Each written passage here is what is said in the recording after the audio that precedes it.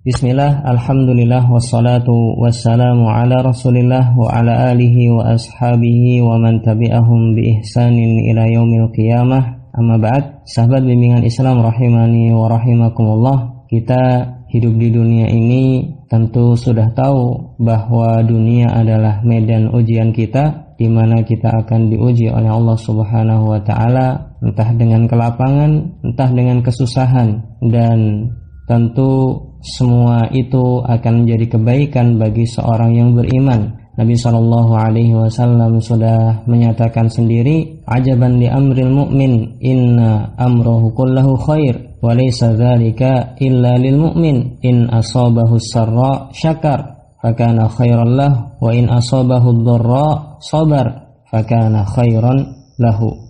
Sungguh ajaib perkara seorang mukmin itu, semua urusannya baik dan tidak akan ada dan tidak akan didapati hal ini kecuali pada seorang mukmin saja. Apabila dia ditimpa kelapangan, dia bersyukur dan itu baik baginya, dan apabila dia ditimpa dengan musibah, dengan kesempitan, dia bersabar dan itu juga merupakan kebaikan baginya. Maka di penutup ini Syekh menyatakan, ketika ada musibah yang menimpa, selayaknya seorang muslim itu bersungguh-sungguh untuk menerimanya dengan kesabaran dan mengharapkan pahala, karena Allah telah menjanjikan pahala yang besar bagi orang-orang yang bersabar. Innama yuwaffas sabiruna ajrahum bighairi hisab. Sesungguhnya hanya orang-orang yang bersabarlah yang disempurnakan pahalanya tanpa batas. Surat Az-Zumar ayat 10.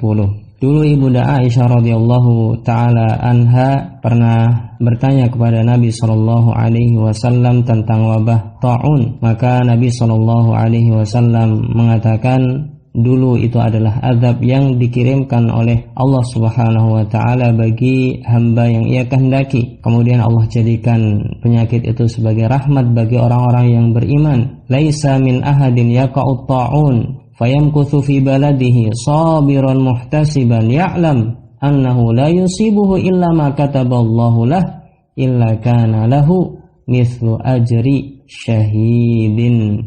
Tidaklah ada wabah ta'un yang menimpa suatu negara, suatu tempat, kemudian orang ini tetap tinggal di negaranya, tidak keluar melarikan diri, tetap tinggal di tempat yang terjadi ta'un tersebut, terjadi wabah tersebut. Sabiran, dengan sabar, ada kesabaran dalam dirinya. Muhtasiban, dalam penuh rasa harap terhadap pahala Allah Subhanahu wa taala. Ya'lam annahu la yusibuhu illa ma kataballahu lah. Dia tahu tidak akan menimpanya kecuali apa yang telah Allah tetapkan baginya.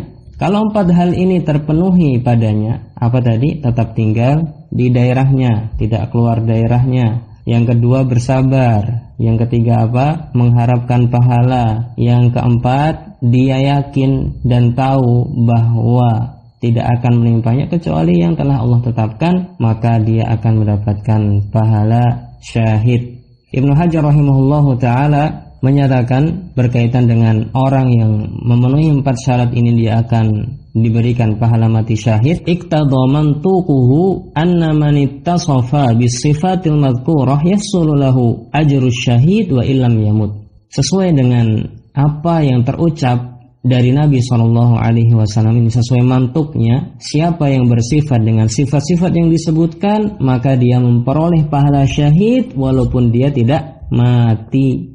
Walaupun orangnya nggak meninggal dunia gara-gara wabah ini, tapi kalau dia memenuhi 4 syarat, dia tetap tinggal di daerahnya, bersabar, mengharap pahala dari Allah Subhanahu wa taala, dan yakin bahwa itu sudah merupakan ketetapan dari Allah Subhanahu wa taala, tidak akan menimpanya kecuali yang telah Allah tetapkan, maka dia mendapatkan pahala mati syahid walaupun dia tidak mati, selamat dari wabah tersebut. Maka apapun yang menimpa kita, maka kita perlu selalu mengembalikan urusan kita kepada Allah Subhanahu wa taala dan selalu memilih jalan yang terbaik untuk kita, bukan hanya di dunia tapi juga di akhirat. Kita raih pahala pada setiap apa yang menimpa diri kita, entah kebaikan, entah keburukan, entah kelapangan, entah kesempitan, entah kekayaan, entah kemiskinan, semuanya akan mendatangkan kebaikan bagi seorang mukmin. Semoga pembahasan kitab kecil dari Syekh Abdul Razak 10 wasiat perlindungan diri dari wabah ini bermanfaat. Wallahu ta'ala alam bisawab. Wa sallallahu ala nabiyyina Muhammad.